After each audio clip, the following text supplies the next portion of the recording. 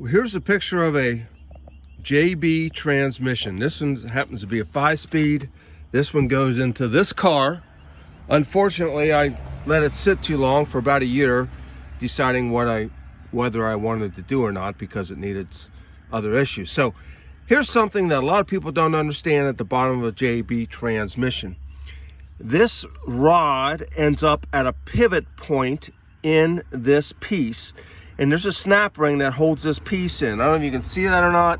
See that? Oh, there it is, snap ring. And this could be a solid piece or a 2-piece plastic that snaps together. Now this notoriously goes out occasionally, and when it does, you go ahead and shift. You push your shifter and you push it that way, or up and down, and what happens is, as this piece moves around, you can't get the throw that makes this thing actuate, because it has to go up and down, okay, for your reverse, and then over and out. So if this piece is moving around, it affects your throw. Here's something a lot of people don't understand either, is this has a seal on it, and inside this ball, I don't know if you can see that or not, I'm gonna pull that back a little bit. There it is. There it is. I just barely got it. Okay. As this piece goes in and out, this has to be lubricated, but it has an original seal on it, of which I peeled off. So what I used to do is take my grease and fill in the grease and make sure that this was lubed whenever I have a transmission out, which is, you know, once every 10 years, but still. And that's how I get most of this to work properly. Now, I do remember I was telling Steve that one time this centerpiece was so loose on the inside because it has to move. So you can actually wiggle them back and forth. There was so much play on the inside of this piece that I put a little strip of metal here, and I put a little strip of metal here, and folded it over, epoxied it, and made it a little tighter, because again, this has to be lubricated inside.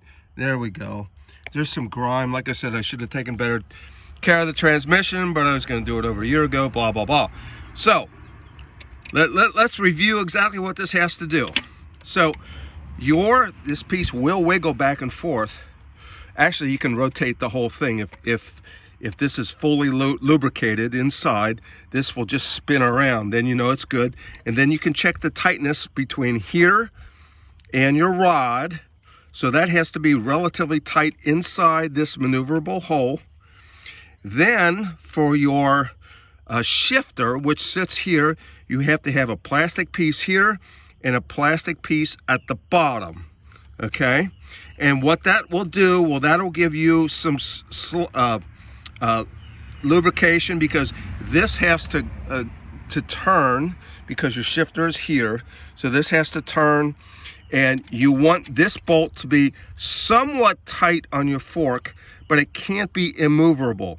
A lot of people, the plastic disintegrates here, the plastic will disintegrate on this side, okay, and once that's done, then this thing starts moving around like that.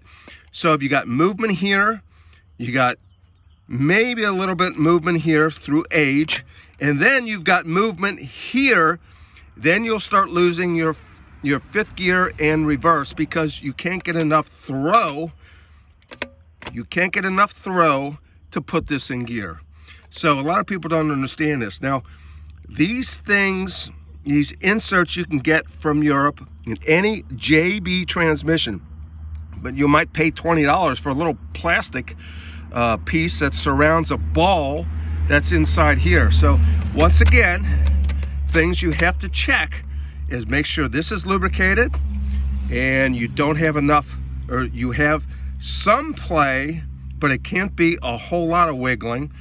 You have to have your plastic pieces on the end, and you have to have a let's see if I can get that in there. There it is. And you have to have a solid, I mean a solid pivot point. Now, I've had them where they were broken and they just wiggled back and forth in here, and when that happens, you just can't get it in gear. It just doesn't happen. So here's kind of the rundown of what has to happen with your transmission at the bottom if your shifter is in good shape. A lot of times the shifter has that bushing issue, and then you say, well, I checked that, but I still can't get it in 5th gear and I still can't find reverse. Then you'll say, okay, let's check this, make sure our plastic pieces are in there, and then the shifter fork is relatively tight, but it can't be ridiculously tight. You have to have a small amount of play. This has to be lubed, it can't be tight. And again, this piece has to be solid. If it is not solid and it's moving around like that inside this pivot point, you have a shifting problem.